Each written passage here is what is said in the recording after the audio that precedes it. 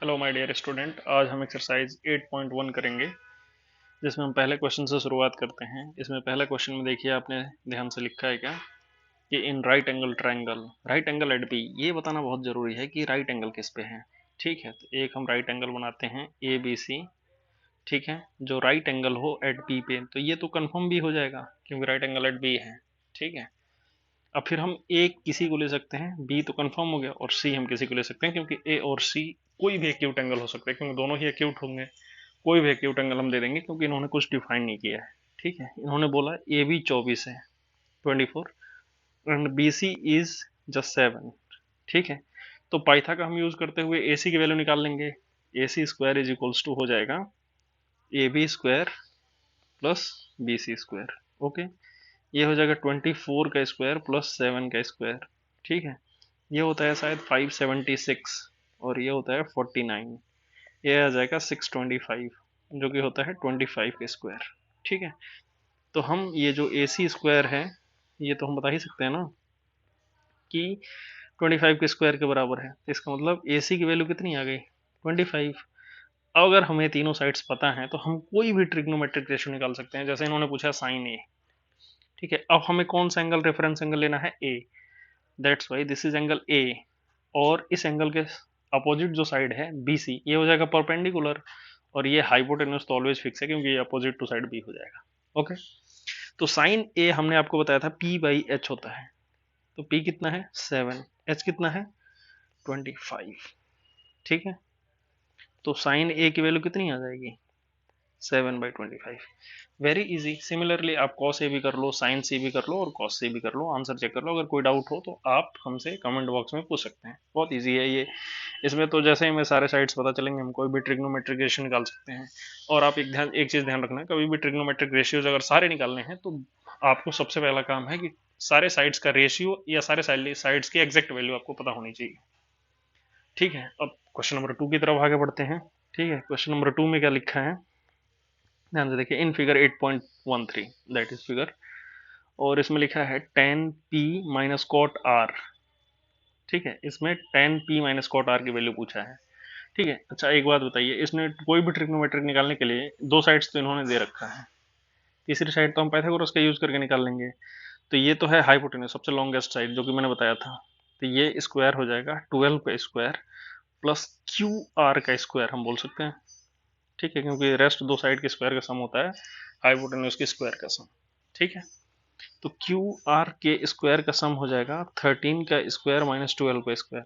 इसको सॉल्व करने के बहुत सारे तरीके हैं। आप डायरेक्टली चाहो तो स्क्वायर का डिफरेंस ले लो, जैसे 13 का स्क्वायर होता है 169 माइनस 144, वैसे भी आ जाएगा 25। ठीक है, या फिर एक तरीका आप ऐसे भी कर सकते हैं, ए स्क्वायर माइनस बी स्क्वायर का फॉर्म में है। आपको पता है ये वाला फॉर्मूला ए स्क्वायर माइनस बी स्क्वायर, इसको हम लिख सकते हैं ए माइनस बी इंटू ए प्लस बी। ठीक है, तो हम इसमें क्या करेंगे, 13 का स्क्वायर माइनस 12 का स्क्वायर है, तो ए हम मान लेंगे 13 को, ए हम मान लेंगे 13 को और बी मान लेंगे 12 को। तो ए माइनस बी की वैल्यू कितनी आ जाएगी, 13 माइनस 12 कितना हो जाएगा 1, और एक है ए प्लस बी, 13 प्लस 12 कितना हो जाएगा 25, वैसे भी आ जाएगा 25। ठीक है, तो क्यू आर का स्क्वायर इज इक्वल टू 25 आ गया, जो कि 5 का स्क्वायर होता है। तो क्यू आर की वैल्यू हम लिख सकते हैं ना, Q R square is equal to 5 square implies Q R is equal to 5। ठीक है, अब देखिए क्यू आर की वैल्यू आपको पता चल गई 5। ठीक है, तीनों साइड्स पता है, कुछ भी आप निकाल सकते हैं। tan p इन्होंने पूछा है, p p के लिए सामने वाला ये हो जाएगा परपेंडिकुलर, ये हो जाएगा बेस, हाइपोटेन्यूज तो ऑलवेज फिक्स है। ठीक है, अब बताइए tan p की वैल्यू क्या होती है, परपेंडिकुलर बाई बेस, परपेंडिकुलर कितनी है 5। ठीक है, बेस कितना है 5/12 माइनस कॉट आर, ये है आर। ठीक है, जो कॉट की वैल्यू होती है वो बेस बाई हाइपोटेन्यूज होती है। ठीक है, तो बेस क्या हो जाएगा with respect to R, R के रिस्पेक्ट में बेस तो यही हो जाएगा ना क्यू, क्यू आर, और ये सामने वाला साइड हो जाएगा परपेंडिकुलर। ठीक है, ध्यान से देखिए, आर के लिए बेस तो यही होगा ना Q R, R angle R के लिए बेस हो जाएगा क्यू आर, कंफ्यूज नहीं होना है। ठीक है, एक्यूट एंगल के रेफरेंस में हम परपेंडिकुलर या बेस डिसाइड करते हैं। ठीक है, तो क्यू एंगल आर के लिए बेस हो जाएगा क्यू आर। ठीक है, क्यू आर की वैल्यू है 5। ठीक है, और ये हो जाएगा क्या परपेंडिकुलर, किसके लिए, एंगल आर के लिए। ठीक है, तो ये भी हो जाएगा 5/12, दैट्स वाई ये 0 आ जाएगा। ठीक है, ये बात आपको समझ में आ गई होगी आई होप। ठीक है, नेक्स्ट क्वेश्चन की तरफ चलते हैं। नेक्स्ट क्वेश्चन भी बहुत ईजी है, जैसा कि हमने एग्जाम्पल में देखा था। साइन ए की वैल्यू दे रखा है, ठीक है, रेशियोज दे रखा है, तो एक को हम 3 के मान लेंगे, एक को 4 के मान लेंगे। ठीक है, हम कैलकुलेट कर लेंगे जैसे एग्जाम्पल नंबर 1 था। ठीक है, वैसे ही आप इसको कर सकते हैं। अगर कोई डाउट होगा तो आप कमेंट सेक्शन में पूछ सकते हैं, मैं इसे बता दूंगा सॉल्व करके। ठीक है, अब देखिए सिमिलरली जो 4 है वो सेम टू सेम है। ठीक है, लेकिन इसमें क्या डिफरेंस है मैं आपको समझा देता हूँ। इसमें क्या है, इसी चीज को बस लिखने का तरीका बदल दिया। इन्होंने क्या लिखा है, 15 cot a is equals to 8। ठीक है, अब देखिए इसी चीज को cot a, दोनों साइड को मैं 15 से डिवाइड करा दूं, ये तो कैंसिल हो जाएगा, इधर से 15 इधर आ जाएगा, तो 8/15 हो जाएगा। एक तो तरीका ये है, और दूसरा कई लोग ऐसे कहते हैं कि अगर ये 15 इधर मल्टीप्लाई में है तो दूसरी साइड जाएगा तो डिवाइड में जाएगा, डिवाइड हो जाएगा। आप चाहो तो वैसे भी कर सकते हो, कॉट ए की वैल्यू तब भी 8/15 ही आ जाएगी। ठीक है, अच्छा कॉट ए की जैसे वैल्यू आई तो दो साइड्स के रेशियो आ गया, तीसरा हम पाइथागोरस से निकाल लेंगे। जैसे मान लो एक राइट एंगल ट्रायंगल ऐसे ले लो, ठीक है, इसी को ए मान लो, इसको बी, इसको सी, जो ये ए एंगल है एक्यूट एंगल, इसको ए मान लो। और कॉट की वैल्यू क्या होती है, ये मान लो ये हो जाएगा बेस, ये हो जाएगा परपेंडिकुलर, तो बेस की वैल्यू हो जाएगी 8 के और परपेंडिकुलर की वैल्यू कितनी हो जाएगी 15 के। ठीक है, ये बात आपको समझ में आ रही होगी। ठीक है, वैसे ही आप AC की भी वैल्यू निकाल लेंगे, तो AC की वैल्यू क्या हो जाएगी 8K का इस होल स्क्वायर ही होगा, प्लस 15K का होल स्क्वायर का रूट। ठीक है, इसे आप कैलकुलेट करो तो AC की value in terms of K पता चल जाएगा। ठीक है, फिर आप कोई भी ट्रिग्नोमेट्रिक रेशियो निकाल सकते हो, जैसा कि हमने पिछले क्वेश्चंस में करा है। ठीक है, सिमिलरली ये भी क्वेश्चंस वैसे इसमें तो डायरेक्टली वैल्यू दे ही रखा है, सॉरी। ठीक है, ओके, चलिए और अब हम करते हैं क्वेश्चन नंबर 6 को। क्वेश्चन नंबर 6 सिमिलरली ऐसा एक एग्जांपल है, अब मैं उस एग्जांपल में ही आपको समझा देता हूँ। ये जो लास्ट वाला एग्जांपल नंबर 2 है, जो कि मैंने एग्जांपल कराते वक्त आपको समझाया नहीं था। ठीक है, इसको मैं वापस से समझा देता हूँ, सेम क्वेश्चन है लगभग लगभग। ठीक है, तो समझाने में थोड़ा आसानी रहेगा। आप एग्जाम्पल नंबर 2 को ध्यान से देखिए। इन्होंने इसमें क्या बोल रखा है, इन्होंने इसमें बोल रखा है कि sine B is equals to sine Q है। तो साइन बी अगर हम इस ट्रायंगल में देखें और इस ट्रायंगल में देखें तो बी और क्यू एंगल को पूछा है कि सेम है, ऐसा प्रूव करना है आपको।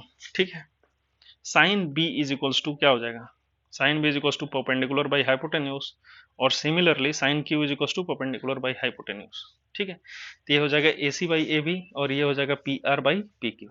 ओके, ठीक है, अगर आपको सी बी इधर कैलकुलेट करना हो और इधर आर क्यू कैलकुलेट करना हो तो हाइपोटेन्यूज के स्क्वायर माइनस पी का स्क्वायर हो जाएगा, यहाँ भी हाइपोटेन्यूज के स्क्वायर माइनस पी का स्क्वायर हो जाएगा।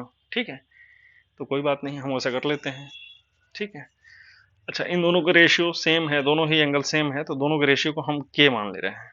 ठीक है, तो हम बी सी निकालेंगे तो ये आ जाएगा, और क्यू आर हम निकालेंगे तो ये आ जाएगा। अच्छा आप एक बात देखो, ए सी को यहाँ पे ए सी को हम के टाइम्स पी आर भी बोल सकते हैं, और ए बी को हम के टाइम्स पी क्यू भी बोल सकते हैं।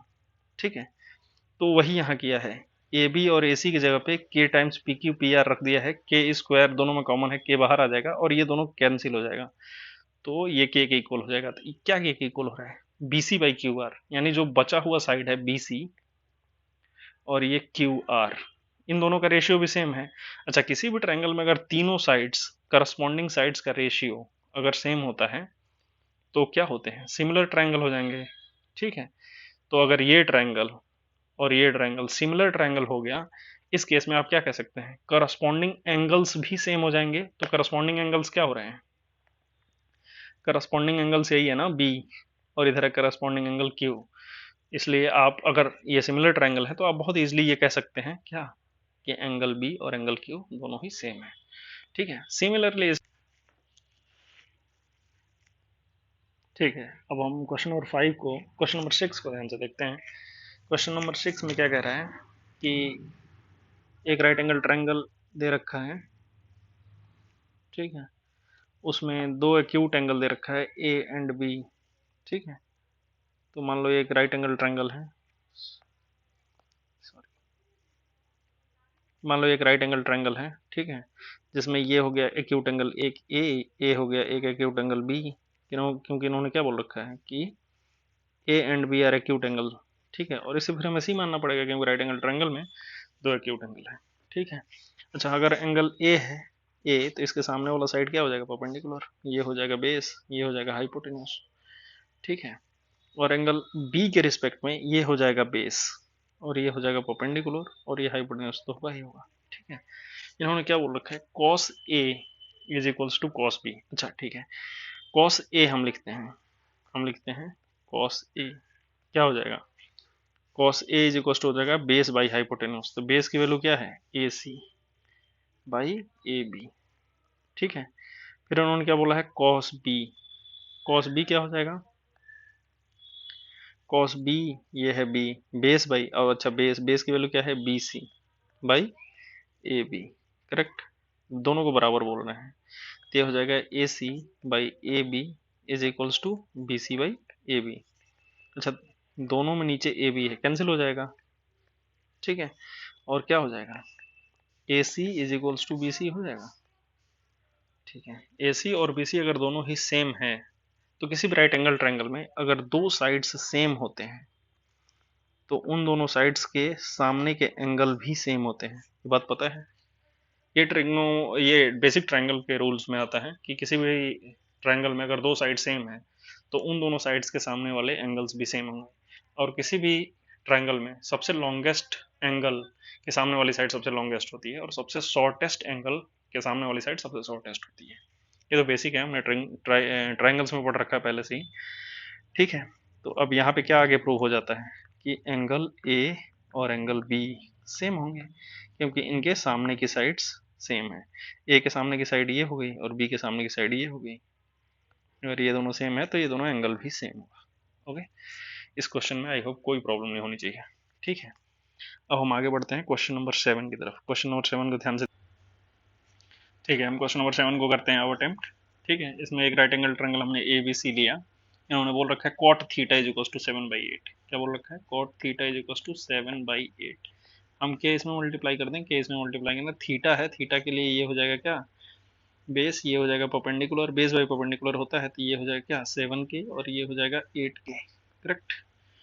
अच्छा, ये ए सी हम पाइथागोरस से निकाल सकते हैं इन टर्म्स ऑफ के, ठीक है, देखेंगे अगर हमें जरूरत पड़ेगा तो हम निकाल लेंगे, नहीं तो आप एज इट इज इसको एच ही बोल रखो, ठीक है। ठीक है, हम क्वेश्चन को सॉल्व करते हैं। इन्होंने क्या बोल रखा है कि 1 minus sine theta, 1 plus sine theta into 1 plus 1 minus sine theta. अच्छा, साइन थीटा होता है परपेंडिकुलर बाई हाइपोटेन्यूज, ठीक है, तो हमें हाइपोटेन्यूज कैलकुलेट करना पड़ेगा। बेसिकली 8 के का होल स्क्वायर, 8 के का होल स्क्वायर प्लस 7 के का होल स्क्वायर का रूट, ये हो जाएगा हाइपोटेन्यूज के बराबर, ये आ जाएगा रूट में 113 K square, H is equal to के बाहर आ जाएगा तो क्या हो जाएगा, hypotenuse is equal to K times root 113, ठीक है। ओके, अब हम लिख लेते हैं इसमें 1 plus sine theta, sine theta की वैल्यू कितनी हो जाएगी, 8/√113, ठीक है। सिमिलरली 1 माइनस 8/√113, ठीक। 1 प्लस कॉस थीटा की वैल्यू कितनी हो जाएगी, 7 हो जाएगी √113, और ये कितना हो जाएगा 1 माइनस 7/√113, ठीक है।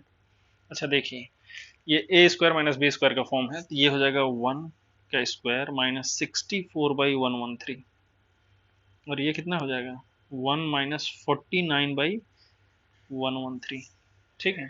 अच्छा ये देखिए 113 इंटू 1, ये अगर हम इसमें 113 से डिवाइड कर दें, मल्टीप्लाई करा दें तो कितना ये आएगा, ये आ जाएगा 113 माइनस 64 डिवाइडेड बाई 113, ये हो जाएगा 113 माइनस 49 डिवाइडेड बाई 113, कितना ये हो जाएगा 113 माइनस 64, ये आ जाएगा 49 और ये कितना आ जाएगा 64, ठीक है। तो ये इसकी वैल्यू आ जा रही है, ठीक। अच्छा, इन्होंने फिर बोल रखा है कॉट स्क्वायर थीटा की वैल्यू कैलकुलेट करो, ठीक है। अच्छा, कॉट थीटा की वैल्यू 7/8 है, तो कॉट स्क्वायर थीटा की वैल्यू क्या हो जाएगी, यहीं से आप कैलकुलेट कर सकते हो। 7 का स्क्वायर बाई 8 का स्क्वायर, ये हो जाएगा 49/64 cot square theta is equal to.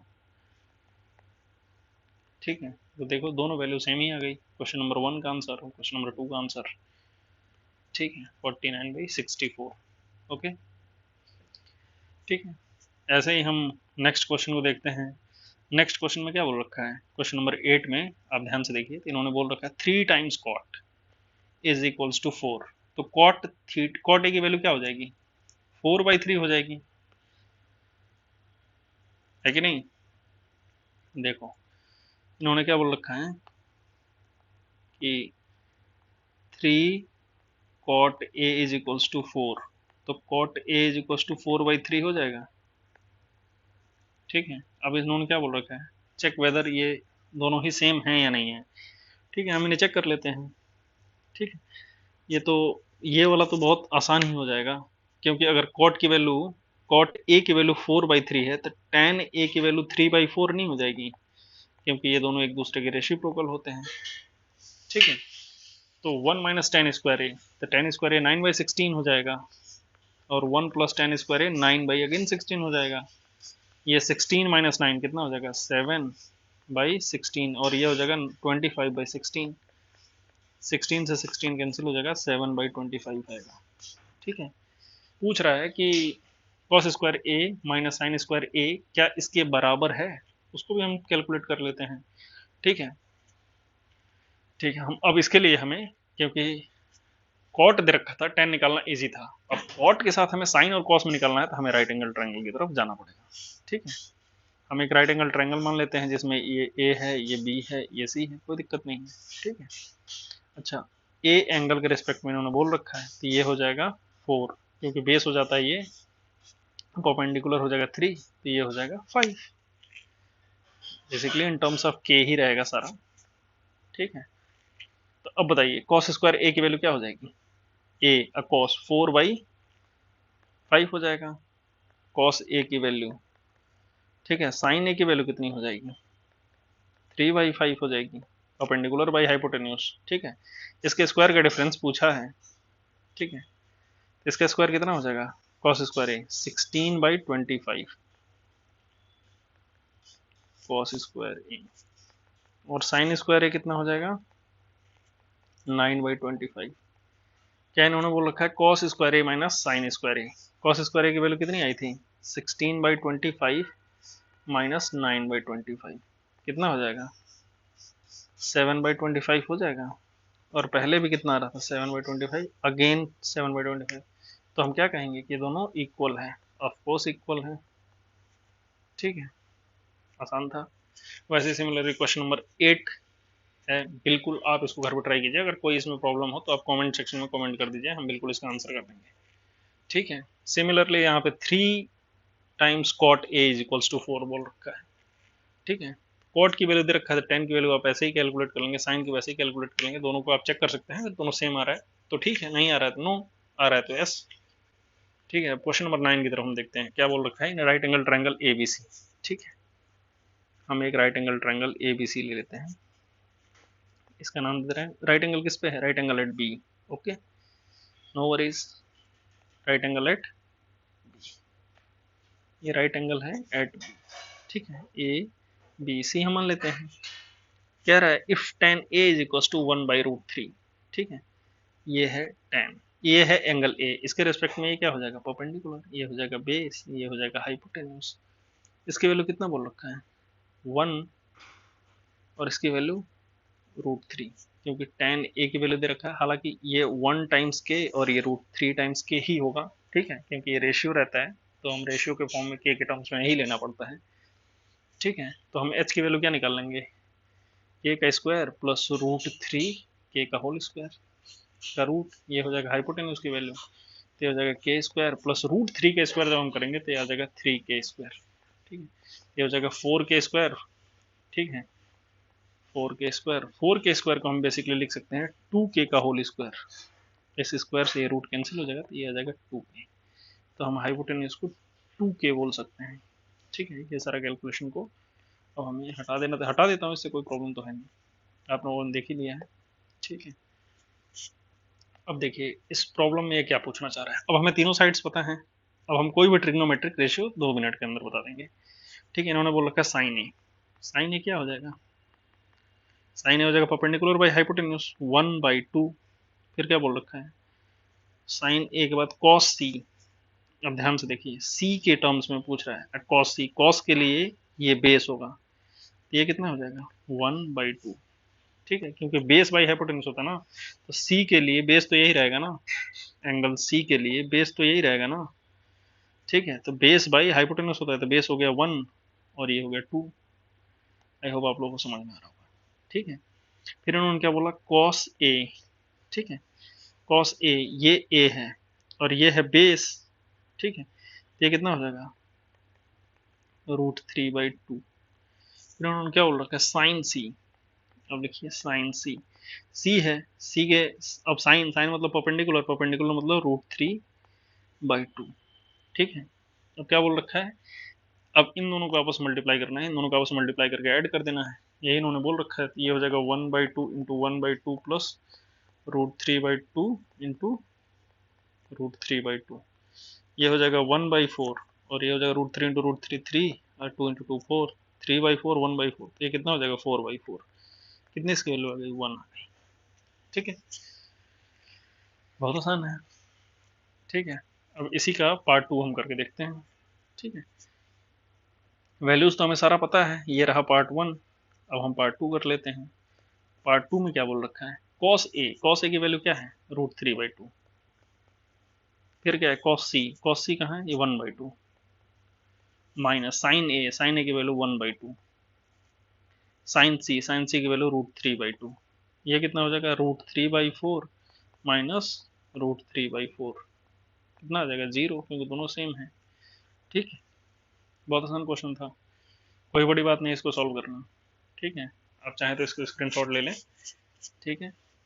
चलिए वो हम क्वेश्चन आगे बढ़ते हैं, क्वेश्चन नंबर 10 की तरफ बढ़ते हैं, ठीक है। क्वेश्चन नंबर 10 में क्या दे रखा है, ये क्वेश्चन वही है जिसमें एक पाइथागोरस होता है और दूसरा हमें क्या करना है, एक रिलेशन इनोन दे रखा है, एक पाइथागोरस होता है, ठीक है, और दो साइड्स दिया है, दो अननोन्स है, इनकी हेल्प से हमें सॉल्व करना है। चलिए ट्राई करते हैं। एक राइट एंगल ट्राइंगल हमने मान लिया, ठीक है। क्या इनोन दे रखा है, P Q R, right angle at Q, Q हम इसे मान लेंगे, फिर इसे पी क्यू आर बोल देते हैं, ठीक है। P R, which is P R, this is P R plus Q R, इन दोनों की वैल्यू 25 है, ठीक है, और पी क्यू की वैल्यू 5 है, तो ये तो हमें डायरेक्टली पता है 5 है, ठीक है, और इन दोनों का सम 25 है, ठीक है। ये बात आपको समझ में आ रही होगी। चलो मान लो मैं इसको x मान लेता हूँ, ठीक है, तो x plus P R is equals to 25 हो जाएगा, तो हम पी आर को क्या लिख देंगे, 25 माइनस एक्स बोल देंगे, ए ना पी आर, ये हो जाएगा 25 माइनस एक्स। अच्छा देखिए, तीनों ट्रायंगल, ट्रायंगल के तीनों साइड्स एक्स के टर्म्स में आ गए हैं, और हमें एक रिलेशन भी पता है, पाइथागोरस थ्योरम, एक अननोन है, उस इक्वेशन का हम यूज करके क्या कर सकते हैं, कैलकुलेट कर सकते हैं किसकी वैल्यू, एक्स की वैल्यू, कैसे, तो हाइपोटेन्यूज के स्क्वायर, तो ये हो जाएगा 25 माइनस एक्स का whole square is equals to X square plus 5 की स्क्वायर। 25 का स्क्वायर कितना होता है 625, plus x square minus 25 50x हो जाएगा is equals to X square plus 25, X square से एक्स स्क्वायर हो जाएगा कैंसिल, ये 50x इधर चला जाएगा, तो ये हो जाएगा 50x, और ये 25 इधर आएगा, तो 600 माइनस 25 करेंगे तो ये हो जाएगा 600, तो x की वैल्यू कितनी हो जाएगी 600/50, 0 0 कट कैंसिल, ये हो जाएगा 12 टाइम्स जाएगा, तो x की वैल्यू कितनी आ गई 12, तो ये कितनी हो जाएगी 13, क्योंकि 12 और प्लस 13 मिला के ही होता है 25, वैसे भी 25 माइनस 12 जब करेंगे तब भी आ जाएगा 13, ओके। तो अब क्या, अब तो हमें सारी साइड्स पता चल गई, क्या फाइंड करना है, sine P, this is P, और sine is the ratio of, sorry ये तो बेस हो गया ना, परपेंडिकुलर बाय हाइपोटेन्यूज, परपेंडिकुलर कितना है 12/13, तो कितना हो जाएगा, साइन पी की वैल्यू क्या हो जाएगी 12/13, cos P, P base by hypotenuse, तो कॉस पी की वैल्यू कितनी हो जाएगी 5/13, tan P, perpendicular by base, तो 12/10p की वैल्यू कितनी है? 12/5। ठीक है, एकदम समझ में आ गया आप लोगों को? कोई डाउट होगा तो आप कमेंट सेक्शन में पूछ सकते हैं। इस क्वेश्चन का चाहें तो आप स्क्रीनशॉट ले लें, हम अगला क्वेश्चन करते हैं तब तक। ठीक है, अगला जो 11th प्रॉब्लम है इसमें ट्रू और फॉल्स पूछ रहा है। ठीक है, हम ट्रू और फॉल्स की तरफ आगे बढ़ते हैं। क्या कह रहा है? The value of 10 is always less than 1। क्या ये बात सही है? इसको हम सॉल्व करने के लिए हमें थोड़ी एक बेसिक अंडरस्टैंडिंग होनी चाहिए। ठीक है, हम उस अंडरस्टैंडिंग की तरफ थोड़ा सा फोकस कीजिए, मैं आप लोगों को बहुत इजीली समझा दूंगा इसको। जैसे देखो, जैसे मान लो एक राइट एंगल ट्रायंगल है। ठीक है, इसको मान लो ए बी सी एक राइट एंगल ट्रायंगल है। जो ए सी है वो ऑलवेज दोनों साइड से बड़ा होगा। जो ए सी है वो ऑलवेज दोनों साइड से बड़ा होगा। ठीक है, ये बात तो समझ में आ गया। अगर ए सी डिवाइडेड बाई हम कोई भी साइड ले लें, मान लो ए बी ले लें या फिर बी सी ले लें, तो हमें ये तो कंफर्म है कि ए सी बड़ा होगा इन दोनों से, तो इसकी वैल्यू हमेशा ग्रेटर देन 1 होगी। क्यों? क्योंकि न्यूमरेटर अगर बड़ा रहता है डिनोमिनेटर से, ठीक है, तो वो वैल्यू हमेशा 1 से बड़ी होती है। अच्छा, अगर ए बी या बी सी कोई ऊपर रहे और कंफर्म ए सी नीचे रहे, तो ये वैल्यू हमेशा 1 से छोटी रहेगी, ये कंफर्म हो जाएगा।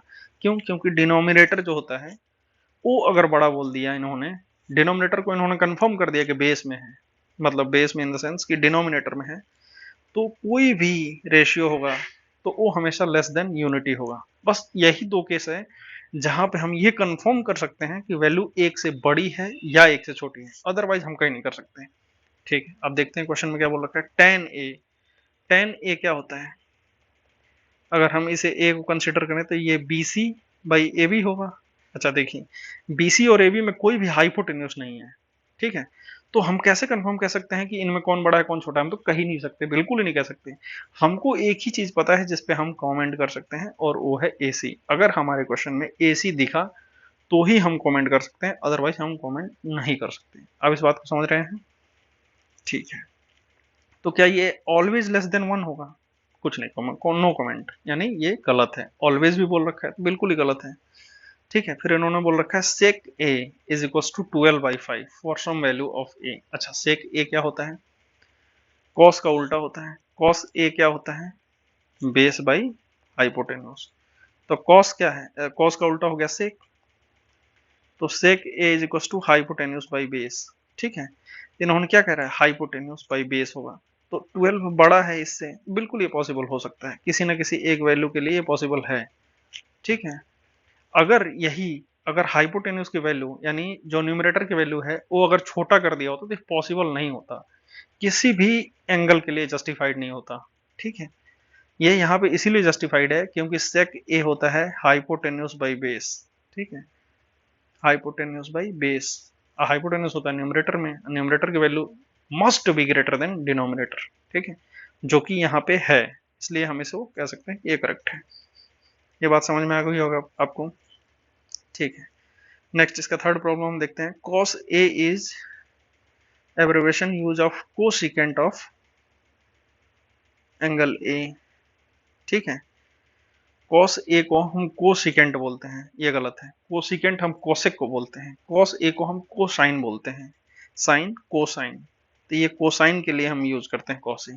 ठीक है, कोसिकेंट के लिए नहीं, तो ये तो गलत हो गया फिर से। ठीक है, cot a is the product of cot into a। नहीं, ऐसा कुछ नहीं होता। ये देखिए बेसिकली, अब सुनिए ध्यान से क्या है।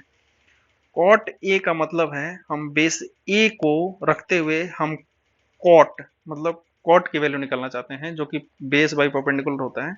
मतलब हमारा जो बेस एंगल है वो ये डिफाइन करता है, ना कि ये प्रोडक्ट होता है। ये प्रोडक्ट नहीं होता है, हम ये उस एक्यूट एंगल को कंसिडर करते हैं जिसके रेस्पेक्ट में हमें बेस और परपेंडिकुलर डिफाइन करना है।